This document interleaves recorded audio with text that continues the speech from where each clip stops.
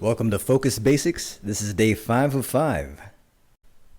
So for the past 4 days, we've been defining focus as keeping your attention pointed towards one specific area.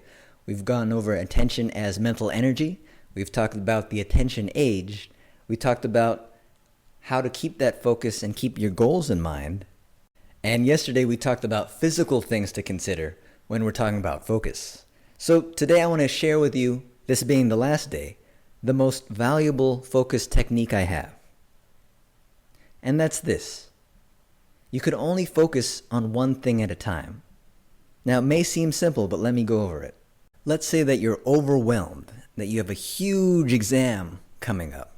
You know that this final exam is going to cover half the book. It's so huge. There's so many notes that you have. There's so many lectures you attended. You don't know how you're going to even study for this exam. It's so big. So as I focus on how huge and overwhelming that this test is that helping me towards my goal? My goal being to ace this test?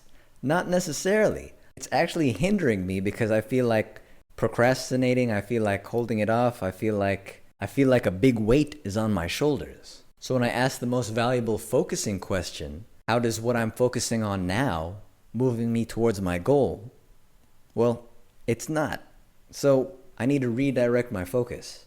So what do I redirect my focus on? Well, let's look at the most valuable focusing technique, and that's one thing at a time.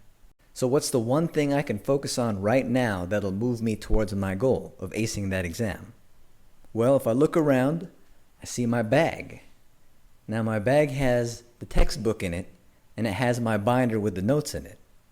So the one thing I can do right now is go walk over to that bag and open it up. So that's exactly what I'll do. Now if I ask the question, is this moving me towards my goal? Well, yes it is, because I'm actually getting my workout. So I unzip the bag, I pull out the textbook, and I pull out my binder.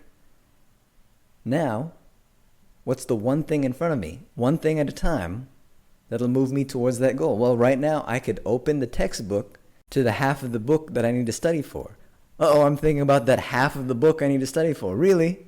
So putting my focus on that isn't helping me towards my goal. I'm feeling overwhelmed again. So what I'm going to do is not think about that. All I'm going to think about is opening it up to the page that I need to open it towards. So I take the book, I open it up to that one page.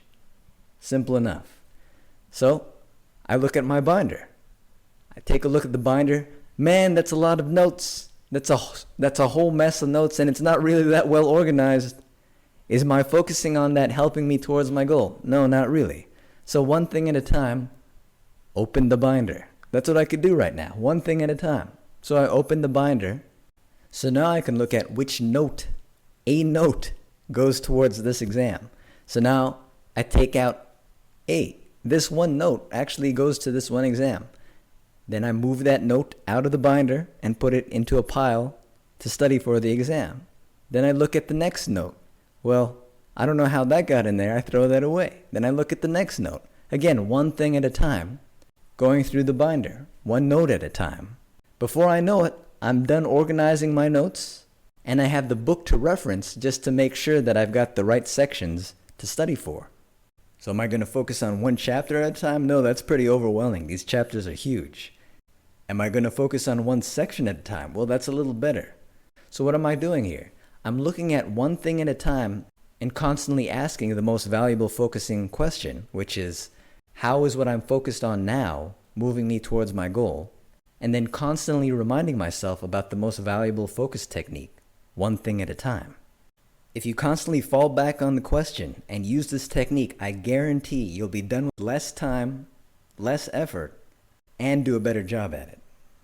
One thing at a time. Of course, this basic training is just a tip of the iceberg. If you're open and willing to try more powerful tips and strategies to becoming a highly effective, highly efficient, ninja-like student, see you inside FastStudySkills.com.